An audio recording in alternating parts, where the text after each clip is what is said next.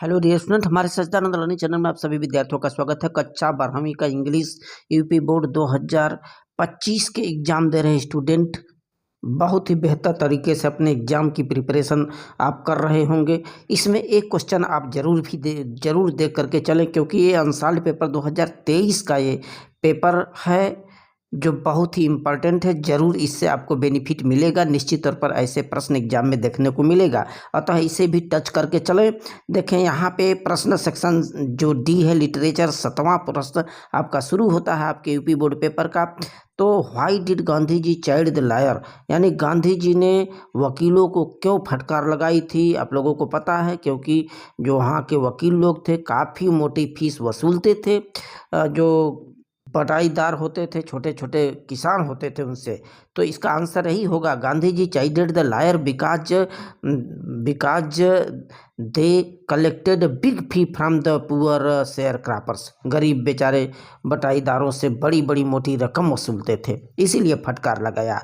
अथवा what do the inhabitants of Seemapuri do for their survival, यानी कि सीमापुरी के जो लोग थे, वासी थे, अपनी जीविका के लिए कौन सा काम करते थे। तो आपको पता है, अपनी जीविका चलाने के लिए वो लोग जो है कूड़ा कचरा बटोरते थे, और गार्बेज में उनको कभी 1 रुपये, 2 रुपये, 10 रुपये के नोट भी मिल जाया करते थे।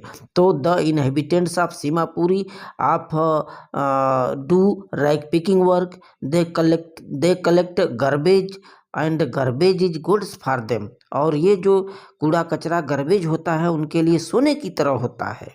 अब भी का बहुत ही इंपॉर्टेंट, हर क्वेश्चन इंपॉर्टेंट है, निश्चित तौर पर आपके पेपर में देखने को मिलेगा ये प्रश्न। देखिए, what did the instructor do to train Douglas, यानी डगलस को सिखाने के लिए जो तैराक था, तैराक सिखाने वाला था, जो इंस्ट्रक्टर था, उसने कैसे सिखाया, क्या किया। तो आपको पता है कि जो इंस्ट्रक्टर था उसने डगलस को उसके शरीर के चारों तरफ एक बेल्ट लगाया, पुल्ली पर फिट किया, फिर पानी में इस तरह से रस्सी बांधा। तो कई दिन तक इस तरह से सिखाता रहा ताकि वो अच्छे से तैर पाए, सीख पाए। तो the instructor put a belt around him, attached a rope to the belt, went through a pulley, एक पुल्ली के सहारे रस्सी को बांध दिया, और फिर खींचता, held on the end of rope, एक सिरा पकड़ लिया था जो इंस्ट्रक्टर था, and went back and forth across the pool hour and hour, day after day, week after week, and after several month the instructor declared him as a swimmer. कई महीने के बाद सिखाता सिखाता कह दिया कि अब आप तैराक बन गए हो डगलस, अब तुम तैरना सीख लिए हो। अगला बहुमूल्य क्वेश्चन देखे, who was Mukesh, what was his ambition. Mukesh कौन था और उसकी क्या एम्बिशन थे, लक्ष्य थे। तो Mukesh was a poor son of bangles maker in Firozabad. Firozabad में गरीब परिवार से बिलोंग करता था। खास करके जो गरीब परिवार होते थे, चूड़ियों बनाने का काम करते थे, उन्हीं के बीच का एक लड़का।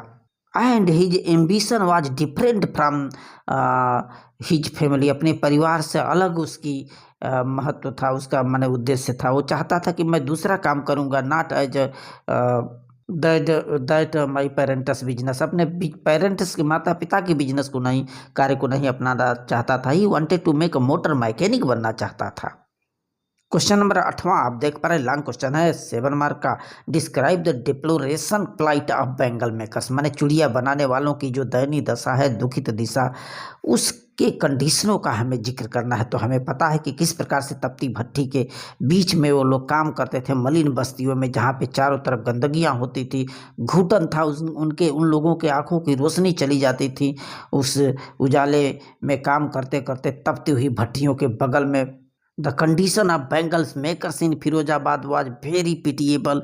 They were very poor, many of them losing their eyesight work near the furnace. यानी कि उन भट्टियों के करीब में काम करते करते कईयों के आंखों की रोशनी चली जाती थी। Animals and humans live together in the crumbling houses. एक साथ टूटते हुए घरों के बीच में रहते थे। ये एक तरफ मवेशी तो एक तरफ मनुष्य, इस तरह का जीवन था।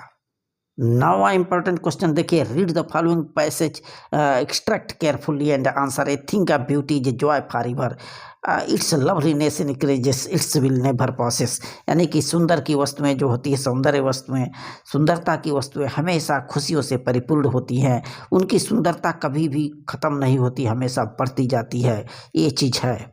तो ये पोएम है ए थिंग ऑफ ब्यूटी का, जॉन कीट्स इसके पोएट हैं। अब यहाँ से क्वेश्चन देखिए, नीचे 3 प्रश्न आपसे पूछ रहा है 6 नंबर के। How how is a thing of beauty Joy for ever, एक माने सुंदर जो वस्तुएं होती हैं किस प्रकार से खुशियों से परिपूर्ण, इसका आंसर इन्हीं पैराग्राफ में मिलता है। ए thing of beauty Joy for ever माने कैसे खुशियों से परिपूर्ण होती है, तो कैसे होती है इस चीज को बताना है। तो जस्ट इसके नीचे वाला आंसर देखिए, it's loveliness increases, it will never पास, कभी समाप्त नहीं होता नथिंगनेस में, इसकी सुंदरता समय के साथ बढ़ती जाती है। इसका आंसर आप यही देंगे, because it never fades with the passing of time, समय बीतने के साथ ये कभी मुरझाता नहीं। अब वही दूसरा क्वेश्चन देखिए, how does it's loveliness increases, माने इसकी सुंदरता, इसकी प्यारापन कैसे माने बढ़ता जाता है। तो इसका आंसर भी वही है कि it's loveliness increases at the process of time, समय के गुजरने के साथ साथ और इसकी सुंदरता बढ़ती है। What does the poet mean to say it will never pass into the nothingness, माने कि ये कभी गायब नहीं होती, इसके कहने का आशय पोएट का क्या है। तो it means a thing of beauty never fade away, कभी मुरझाती नहीं। It brings sleep and comfortable for us, हमारे लिए निद्रा लाती है, आराम सुकून लाती है। अब ये देखिए question number 10th, central idea, my mother eight 66 याद कर लीजिए, और ये सिलेबस रिमूव है। कीपिंग क्वाइट याद कर लीजिए, बस 2 देख लीजिए, दोनों में से एक फिक्स है। 11 देखिए, answer the following questions in 40 words. अब ये आपके विस्तार, why did the tiger king decide to marry, tiger king क्यों शादी करना चाहते थे, क्योंकि आप लोगों को पता है कि जो टाइगर किंग था उसको तो डर था कि भैया सौवा टाइगर हमें मार न दे, तो ऐसा करो कि मौत का घाट हम ही लगाए, कोई और नहीं तो मारते मारते कम से कम उसके राज्य में 70 टाइगर थे, 70 को मार गिराया। लेकिन अब टाइगर नहीं थे, इसलिए सोचा कि उस राज्य में मैं उस लड़की से शादी करूंगा जिसके राज्य में ढेर सारे टाइगर मिलेंगे, क्योंकि 30 टाइगर और चाहिए था, इसीलिए शादी करने का प्लान किया था, क्योंकि 100 टाइगर जो है वो मारना चाहता था और ज्योतिष की बातों को झुठलाना चाहता था, किसी प्रकार का डर न हो। तो Maharaja had killed at the tigers in his kingdom, अपने राज्य में तो मार डाला, but the numbers of killed tigers was only 70, केवल 70 ही थे। So he wanted to further 30, और चाहिए था। Therefore he decided to marry the princess from the kingdom which had a large number of tigers population, तो उस राज्य की लड़की से शादी करने का निर्णय किया जिसमें जो है कि कम से कम और ढेर सारी संख्या में टाइगर हों। अथवा नीचे है, how did the author feel when he Richmond, जो अंटार्कटिका पर आथर जो पहुंची थी तो उनको क्या महसूस हुआ था। तो the author felt very wonders to its immensity, उसकी विशालता पर, इमेंसिटी पर एंड इट्स आइसोलेशन, और जो एक अलग माने प्रदेश था, एक अलग उसके पृथक्करण पर भी उनको आश्चर्य हो रहा था, जो आथर तीसा ने दोषी दी थी। अगला क्वेश्चन हम देख पा रहे कि how was dairy impressed by lamb, जो डेरी था वो मिस्टर लैम्ब से कैसे प्रभावित हुआ। देखिए आपको पता है कि जो मिस्टर लैम्ब थे उनका एक बगीचा हुआ करता था, सेव का बगीचा, घास भी हुआ करते थे, उनके बगीचे का दरवाज़ा सभी के सम्मान के लिए खुला रहते थे, बड़ी ही दरिया दिली और काइंड पर्सन था, इसी आदत से तो डेरी जो है काफ़ी प्रभावित हुआ था उनसे। It means Mister Lamb, the child called him Lamby, Lamb बच्चे उन्हें कहते थे। Mister Lamb has got friends everywhere, through kids called him Lamby Lamb, he prepares to give toffee for children, बच्चों को टॉफी देते थे। And he was positive thinking person, सकारात्मक दिमाग वाला एक व्यक्ति था जो लैम्ब था।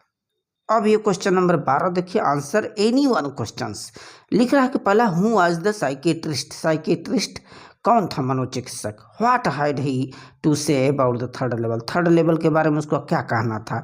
तो Sam was Charlie's psychiatrist friends. जो सैम था वो जो है चार्ली का मनोचिकित्सक दोस्त था। He had to believed that Charlie had got the whims of the third level as walking dream wish fulfillments। माने उसका ये मानना था कि चार्ली को तीसरे स्तर तक सफलता मिल गई है और वह वैसे ही है जैसे जागते हुए लोग स्वप्न देखते हैं दिन के समय। ठीक है, तो और थर्ड लेवल के बारे में उसका यही कहना था कि जो चार्ली है वो सकुशल थर्ड लेवल पर पहुंच गया होगा। He revealed that the third level was still there. मैंने वह अभिव्यक्ति किया कि अभी भी थर्ड लेवल है। और ये देखिए बी वाला question, how did doctor Sadao save the life of American war? American prisoner का कैसे जीवन को बचाया? हाना उनकी पत्नी किस प्रकार से इस पाइयस एक्ट में माने नेक कार्य में पवित्र काम में हाथ बटाई या हेल्प की?